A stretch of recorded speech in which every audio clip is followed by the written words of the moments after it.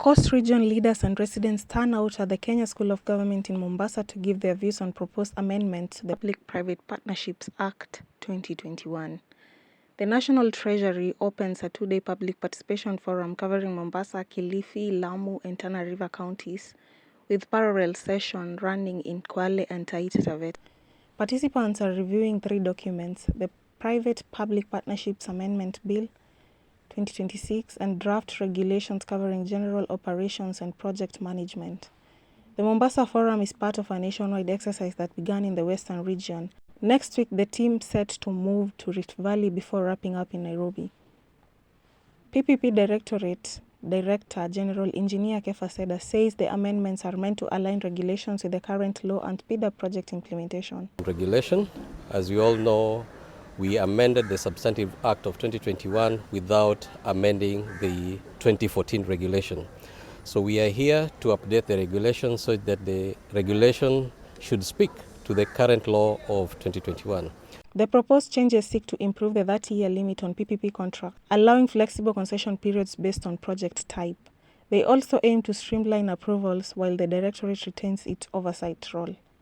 Engineer Seda addresses what he calls misinformation circulating on social media about the changes. There has been some sort of information circulating on social media platform which borders misinformation or misrepresentation on the sort of amendments that we are doing.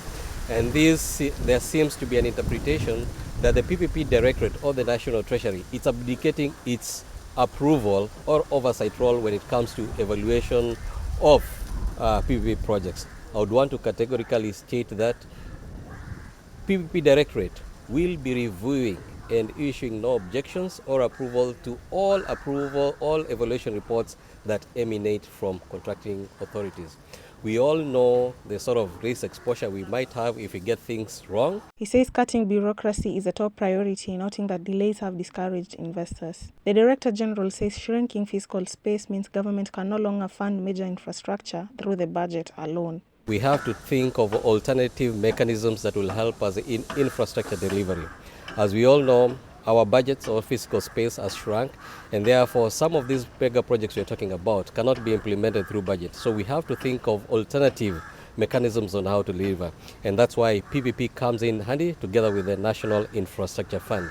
He urges Kenyans who miss the physical forums to download the draft documents from the PPP Directorate website and submit written memoranda within 21 days.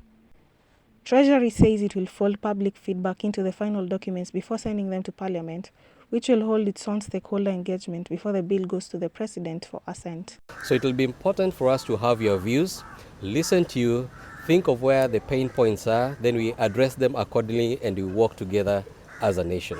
Joan Kinuthia reporting for the Ground Signal, Mombasa.